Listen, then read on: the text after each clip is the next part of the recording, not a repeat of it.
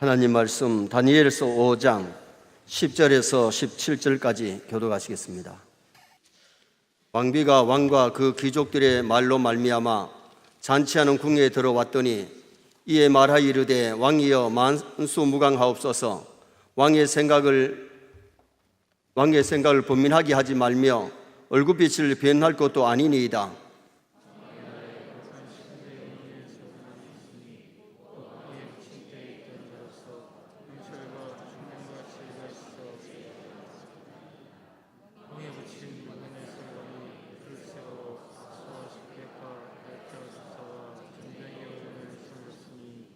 왕이 벨드사살이라 이름하는 이 다니엘은 마음이 민첩하고 지식과 총명이 있어 능히 꿈을 해석하며 은밀한 말을 밝히며 의문을 풀 수 있었나이다.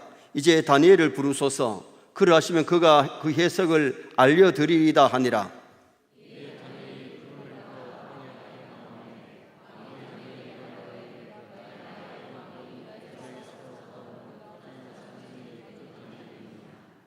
내가 네게 대하여 들은즉 내 안에는 신들의 영이 있으므로 내가 명철과 총명과 비상한 지혜가 있다 하도다.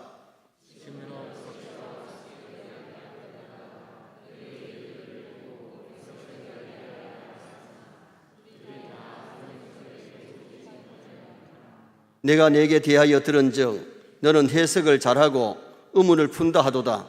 그러니 이제 내가 이 글을 읽고 그 해석을 내게 알려주면 내게 자주색 옷을 입히고 금사슬을 내 목에 걸어주어 너를 나라의 셋째 통치자로 삼으리라 하니, 다니엘이 왕에게 대답하여 이르되 왕의 예물은 왕이 친히 가지시며 왕의 상급은 다른 사람에게 주옵소서. 그럴지라도 내가 왕을 위하여 이 글을 읽으며 그 해석을 아뢰리이다. 아멘.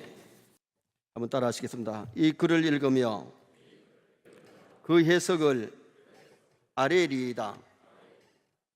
오늘 저녁의 본문은 잔치에 참석한 사람들이 왕궁벽에 나타난 글자를 보고 얼굴들이 빛이 변하고 또 놀랐기 때문에 막 벌벌벌 떨고 있었습니다. 그때 태후가 들어와서 그 글을 해석할 사람을 소개했는데 다니엘을 소개해 줍니다. 그래서 오늘 저녁에는 대언자 다니엘이라는 제목으로 하나님께서 기약에 쓰임 받으려면 우리가 어떻게 해야 되느냐, 다니엘 같은 사람 되면 기약에 쓸 줄 믿습니다. 정말 우리가 다니엘 같은 신앙, 다니엘 같은 사람이 되면 하나님께서 귀하게 들어쓰는 역사가 일어나요. 뛰어난 물질의 품질의 물건을 뜻할 때에 명품이라 그래요. 명품. 이 명품이라는 글을 쓸 때에 이름명, 물건품. 근데 그 품자가 입을 표현하는 이 구자를 3개 써서 품자를 썼어요.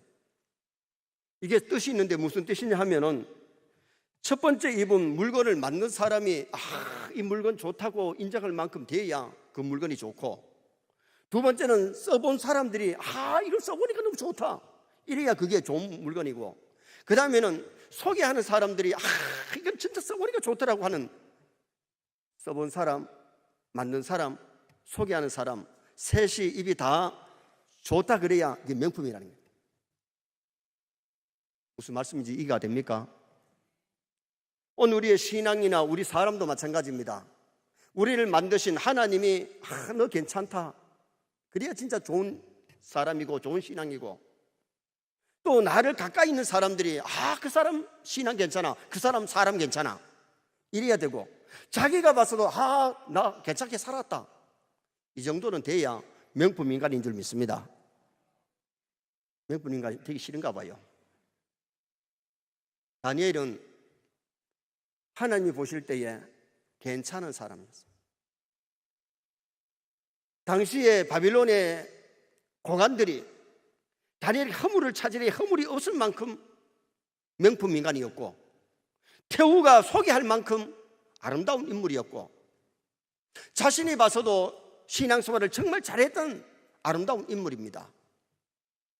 오늘 저녁에 참여한 우리 모든 세인의 식구들이 다니엘 같은 명품 신앙, 명품 인간이 되어지기를 주님의 이름으로 축원합니다. 그럼 오늘 여기 본문에 나타나는 다니엘은 어떤 인물이었기에 하나님이 기히 쓰는 인물이 되었고 사람들에게 인정받는 명품 신앙, 명품 인간이 됐나? 첫째는 거룩한 신들의 영이 있는 사람이기 때문에. 어떤 사람? 거룩한 신들의 영이 있는 사람, 다시 말하면 성령 충만한 사람이에요. 자, 11절 한번 보시겠습니다. 11절 상반절 말씀에 보면 왕의 나라에 거룩한 신들의 영이 있는 사람이 있으니, 따라합시다. 거룩한 신들의 영이 있는 사람이 있으니. 거룩한 신이 누구예요? 하나님은 거룩한 신입니다. 거룩한 영은 성령님입니다. 하나님의 영, 성령님이 함께하는 사람이 되면 하나님이 귀하게 쓰실 줄 믿습니다. 구약시대의 대표적인 하나님의 사람을 모세라고 말을 합니다. 신명기 33장 1절에 하나님의 사람 모세라 했는데 하나님의 말씀에 대하여 자발적으로 순종을 잘하는 사람입니다. 그 순종이 하나님의 은혜에 대한 믿음에서 나온 것인데, 모세는 호렙산에서 불꽃 가운데서 하나님으로부터 부름받습니다. 모세야, 모세야, 네 발에 신을 벗어라. 그리고는 주님께로부터 능력의 지팡이를 받습니다. 애굽에 나가서 일을 할 때 막 10가지 재앙이 막 쏟아지고, 홍해 앞에 왔을 때 기도하니까 홍해 바다가 착 갈라지고, 기도할 때 아말렉이 막 쓰러지고 이스라엘이 승리하고, 마라의 쓴물을 위해서 기도했더니 하나님이 나뭇가지를 지시하는데 꺾어 넣었더니 쓴물이 단물로 바뀌어지는 많은 신앙의 체험을 했죠. 그런데 그보다 더 중요한 것은 뭐냐? 하나님 영이 모세와 함께 하신 줄 믿습니다. 오늘 이겁니다. 우리가 말세에도 성령 충만하면 하나님 우리를 기이 쓰지만은, 아무리 똑똑하고 공부를 많이 했고 아무리 돈을 많이 가졌다고 할지라도, 아무리 건강하다고 할지라도 그것 가지고 하나님 쓰시는 것 아니에요. 하나님이 쓰는 사람에게는 은혜 주실 줄 믿습니다. 하나님이 성령 충만 주실 줄 믿습니다. 다니엘은 기도의 사람입니다. 다니엘은 믿음의 사람입니다.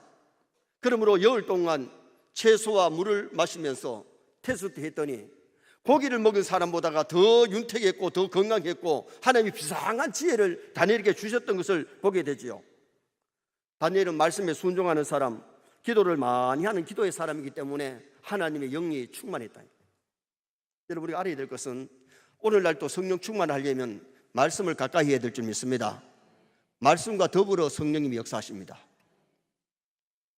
고넬료의 집에 성령 충만 주시려고 요바에 있는 베드로를 청하라 그랬고, 베드로가 와서 말씀을 전할 때에 성령이 고넬료의 집에 내려오셨다고 말씀합니다. 그리고 기도할 때에 오순절에 성령이 충만했던 것처럼 기도해야 성령 충만이 있지, 기도하지 아니하면 성령 충만이 없어요. 아무리 큰 소리 치고 뭐 오래 믿었고 뭐 몇 대 예수를 믿었다고 할지라도 기도하지 않는 사람에게는 성령 충만이 없습니다. 오늘 우리 세뇌 모든 성도들이 정말 이번 특세에 끼어서 기도하심으로 성령 충만 받으시기를 주님의 이름으로 축원합니다. 하나님의 신이 함께하는 사람이기 때문에 거짓 영, 악한 영들은 다 물러가고, 성령 충만하니까 하나님이 다니엘을 높이 들어서 귀하게 쓰시는 역사가 일어났어요. 두 번째로, 다니엘은 명철과 총명과 지혜가 있는 사람이기 때문에 명품 신앙, 명품 인간이 된 겁니다. 자, 11절 중반절 말씀에 보면 무슨 말씀이 나오느냐 하면, 곧 왕의 부친 때에 있던 자로서 명철과 총명과 지혜가 신들의 지혜와 같은 자니이다. 한번 따라합시다. 명철과 총명과 지혜가. 여러분, 다니엘에게는 명철만 있는 게 아니라 명철과 총명과 지혜가 있는데 비상한 지혜를 하나님이 주셨어요. 여러분, 성령 충만하면 따라오는 것이 있는데 뭐가 따라오느냐? 지혜가 따라올 줄 믿습니다. 성령 충만하면 영적 지혜와 육의 지혜가 하나님께로부터 주는 지혜가 온단 말이에요. 이 지혜만 있으면 어디를 가든지, 지혜만 있으면 살아요.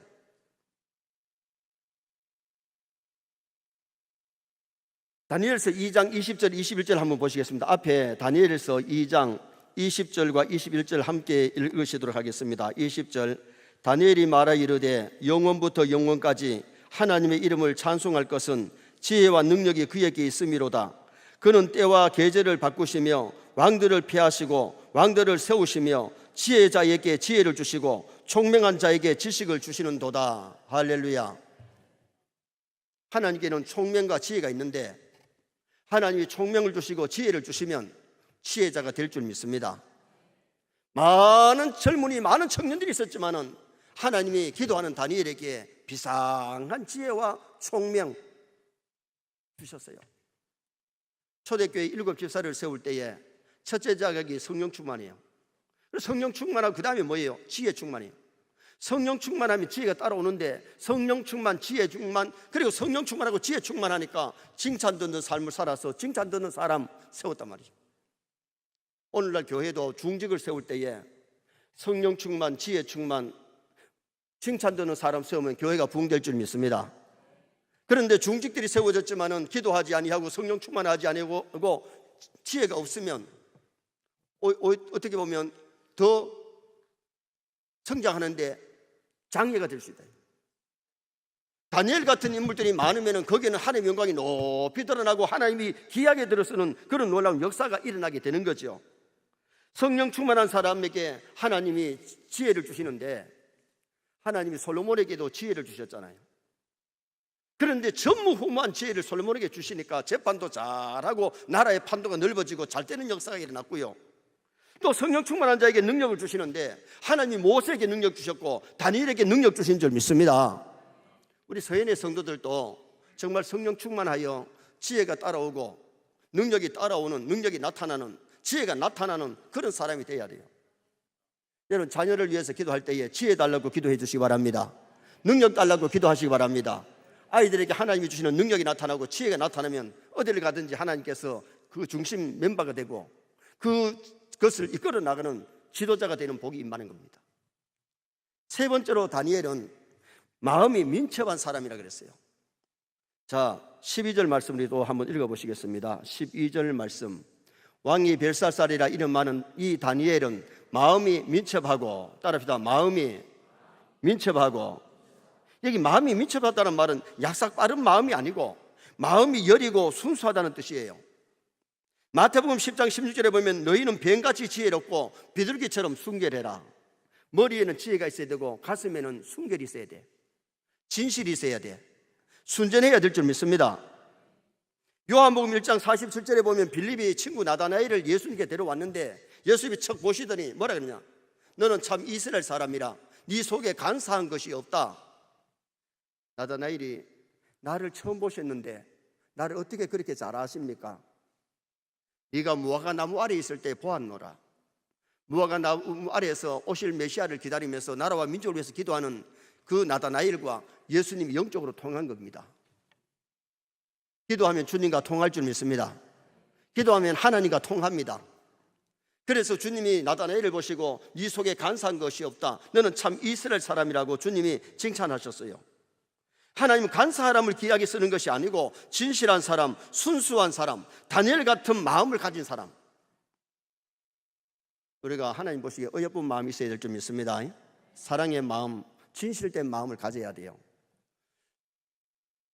우리 제 가슴을 찡하게 만든 글이 있어서 같이 한번 읽어보시려고 그러는데, 강주에서 복음을 널리 전했던 성자, 성자이신 우리 최홍종 씨 한번 글을 읽어보도록 하겠습니다. 우리 다 같이 읽겠습니다. 왜 그는 하는데 나는 하지 못하였는가? 우리나라 최고대 교회 지도자 가운데 최홍정은 전라도 광주에서 처음으로 예수 믿고 세례를 받은 사람입니다. 광주 지역의 최초의 목사이자 3.1운동 만세운동으로 옥고를 치룬 독립운동가입니다. 무엇보다도 그는 나병 환자, 결핵 환자, 거지들을 그리스도의 사랑으로 품은 한국의 마지막 성자입니다. 그가 죽었을 때 수많은 나병, 결핵 환자들과 거지들이 아버지가 가시면 누가 우리를 보호해 줍니까? 땅을 치며 통곡했다고 합니다. 최홍정은 어릴 때 어머니를 잃고 깡패와 같이 비틀어진 삶을 살았습니다. 그 뒷골목을 주름잡던 주먹이었습니다. 그의 인생의 전환점은 포사이드 의로 선교사와의 만남이었습니다. 1904년 강주 양림동은 선교사가 처음으로 들어와 집을 지은 곳입니다. 그곳은 애가 죽으면 갖다 버리는 애장터였습니다. 동네 사람들이 두려워하며 가까이 하지 않았을 때 욱하는 성질에 도대체 어떤 족속인지 알아나 보자 하는 생각에서 양림동 선교사 집을 찾아갔던 그였습니다. 그러했기에 처음부터 기독교에 관심이 있었던 것은 아닙니다. 선교사 일을 도와주며 돈도 벌고 출세길도 못세게 보려는 생각에서 선교사 동네를 출입하기 시작했습니다. 그렇게 5년이 지난 즈음에 모시던 선교사 오웬이 지방 선교를 갔다가 폐렴에 걸려 사경을 헤매게 되었습니다. 이때 목포에 있던 의로 선교사 포사이드에게 연락하여 오게 하였습니다. 배를 타고 영산포로 올라온 포사이드 선교사를 영산포 나루로 최홍종이 마중을 나가게 되었습니다. 포사이드 선교사를 안내하여 강주로 향하던 중 도중에 구걸하는 거린을 만났습니다. 그냥 거린이 아니라 나병에 걸려 잘 걷지 못하는 여자였습니다. 최홍종은 무의식적으로 피했는데 포사이드는 타고 가던 말에서 내려 그녀를 안아 말에 태우고 자신이 고비를 잡고 걷기 시작했습니다. 멀찌감치 따라가던 최홍종에게 이 모습은 이해할 수 없는 충격이었습니다. 강주에 도착하자 포사이드는 길에서 만난 나병 환자를 병원에 입원시켰습니다. 그런데 먼저 와 있던 환자들이 나병 환자하고 함께 지낼 수 없다고 반발하는 바람에 벽돌을 굽던 가마터로 옮겼습니다. 그런데 이 모든 과정에서 포사이드 선교사는 나병 환자를 직접 안아서 옮기는 것이었습니다. 최홍종은 바라만 볼 뿐이었습니다. 순간 환자를 옮기던 중에 환자가 들고 있던 지팡이가 떨어졌습니다. 선교사는 지팡이를 집어달라고 부탁했지만 그는 끝내 나병 환자가 가지고 있던 피고름이 묻은 지팡이를 잡을 수 없었습니다. 그날 밤부터 고민이 시작되었습니다. 왜 그는 하는데 나는 하지 못하는가? 나는 내 동족인데도 피해 도망쳤는데 어떻게 그는 자기 자신은 대하듯 안을 수 있었나? 그와 나 사이에 무엇이 다른가? 포사이드는 오웬 장례식 이후 목포로 돌아갔습니다. 가마굴로 옮겼던 거린 환자도 얼마 후 죽었습니다. 그러나 최홍종의 고민은 계속 깊어만 갔습니다. 그리고 마침내 답을 얻었습니다. 그렇다. 사랑의 차이다. 예수 믿는다는 것은 그렇게 사는 것이다. 나도 사랑으로 살아야겠다. 그리고 얼마 후 전라도 일대의 양림동 양인들이 나병 환자를 데려다 치료했다는 소문이 돌기 시작했습니다. 그러자 곳곳에서 나병 환자들이 강주 양림동 언덕으로 몰려왔습니다. 이 환자들은 최홍종이 맞이했었습니다. 그는 무등산 골짜기에 집을 짓고 나병 환자들과 함께 살면서 그들이 치료받도록 재산을 내놓으며 그들의 사랑으로 섬겼습니다. 이것이 한국 최초의 나병 전문 요양원인 강주 한센병원이며 후에 여수예양원의 모체가 되었습니다. 그 후 최홍종은 한센 환자의 아버지로 세상에 알려지게 되었습니다. 그는 선한 사마리아인의 모델을 보고 따라하는 또 하나의 선한 사마리아인이 된 것입니다. 저는 이거를 읽으면서 참 가슴이 찡했습니다. 최홍종도 처음에는 예수 믿었던 사람이 아닌데 선교사님의 사랑 실천을 보면서 예수님을 영접하고 믿게 되었고 그 선교사님이 하던 일을 자기가 할 수 있었던 것입니다. 그런데 그의 고민이 뭐였느냐? 선교사님은 나병 환자를 안고 말에 태워서 가는데 그가 짚고 다니던 지팡이를 집어달라고 하는데도 피고름 나는 지팡이 만진 그것을 잡기가 참 어려웠다는 겁니다. 그러면서 고민하기를 그는 하는데 나는 왜 못했는가? 차이가 뭐냐? 사랑의 차이다. 오늘 우리가 주님의 사랑을 배워서 주님의 사랑을 실천하려고 노력하면 우리가 예수님의 마음을 담게 될 줄 믿습니다. 다니엘이 이렇게 민첩한 마음을 갖게 된 것은 하나님을 믿으면서 하나님 주시는 마음을 가졌기 때문에 이 민첩한 사람이 된 거예요.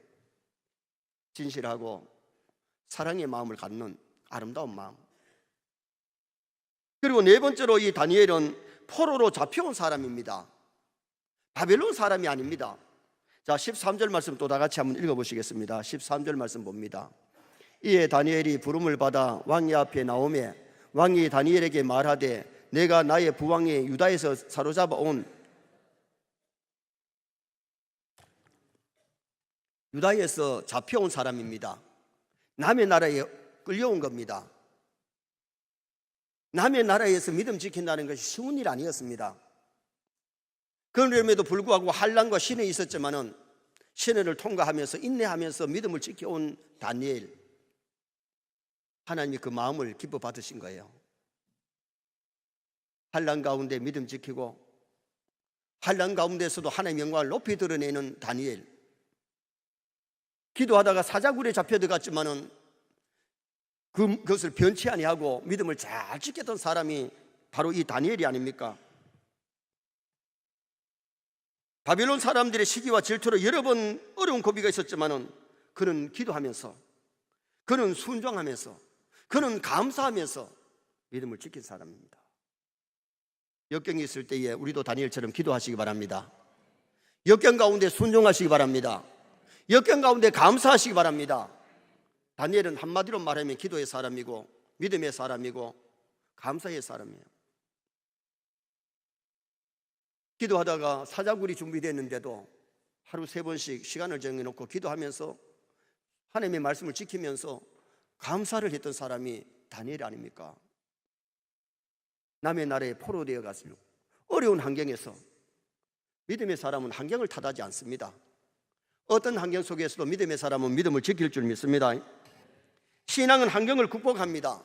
다니엘도 환경을 극복했고 요셉도 환경을 극복하면서 믿음 지킨 사람들이 하나님 앞에 귀하게 쓰임받았습니다. 마지막 5번째로 다니엘은 꿈을 해석하고 의문을 풀어주는 사람입니다. 남이 해석하지 못하는 꿈을 풀고 해석하는 사람, 문제를 해결해 주고 답답한 문제를 해결해 주는 사람. 자, 16절 말씀 또 다 같이 한번 읽어보시겠습니다. 16절 말씀 봅니다. 내가 내게 대하여 들은즉 너는 해석을 잘하고 의문을 푼다 하도다. 그런지 이제 내가 이 글을 읽고 그 해석을 내게 알려주면 내게 자주색 옷을 입히고 금사슬을 내 목에 걸어 주어 너를 나라의 셋째 통치자로 삼으리라 하니, 내게 글을 읽고 해석하는 사람에게 바벨론 셋째 치리자를 삼겠다. 어마어마한 포상을 걸었는데 바벨론의 박사들이나 지혜자들이 해석을 못합니다. 그때 다니엘이 해석하게 되는데, 자 17절 말씀 또 보시겠습니다. 마지막 17절 말씀. 다니엘이 왕에게 대답하여 이르되 왕의 예물은 왕이 친히 가지시며 왕의 상급은 다른 사람에게 주옵소서. 그럴지라도 내가 왕을 위하여 이 글을 읽으며 그 해석을 아뢰리이다. 다니엘은 셋째 자리 포상 때문에 해석하는 것이 아니고 왕을 위하여, 나라를 위하여 해석하겠다는 겁니다. 사명자는 돈 때문에 일하는 게 아니고 명예 때문에 일하는 것이 아니고 하나님을 위해서 일할 줄 믿습니다. 정말 하나님 영광을 위해서, 그리고 다른 사람을 위해서, 교회를 위해서 일하는 사람이 사명자지요.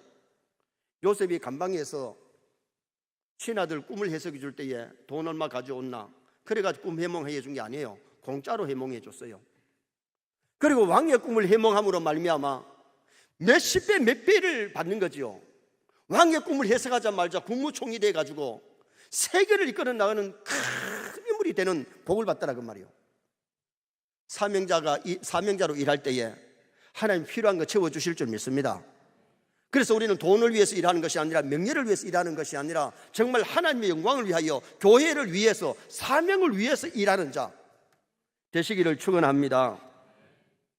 회사 일은 돈 때문에 일합니다. 직장 일은 돈 벌기 위해서 합니다. 그러나 교회 일, 하나님의 일은 하나님의 영광을 위해서, 사명을 위해서 일하면 하늘의 상급도 주시고 이 땅에서도 좋은 거 주실 줄 믿습니다. 믿음으로 교회를 잘 받던 사람들 하나님 거지되게 안 왔었어요. 하나님이 교회에서도 요긴하게 쓰시고 사회에서도 요긴하게 쓰셔서 필요한 것을 더해 주시는 하나님이세요. 그래서 사명을 위해서 일하고 하늘의 상급을 바라보고 하나님을 바라보고 일하면 거기는 정말 가치가 있고 아름다운 결과가 주어지는 거죠. 하나님을 바라보면 모든 힘든 일들을 극복해 나갈 수가 있다는 겁니다. 마르틴 루터가 하나님을 바라보았을 때에 로마 교황도 떨었다고 합니다. 조나단 에드웨드가 하나님을 바라볼 때에 미국의 대각성운동이 일어났습니다.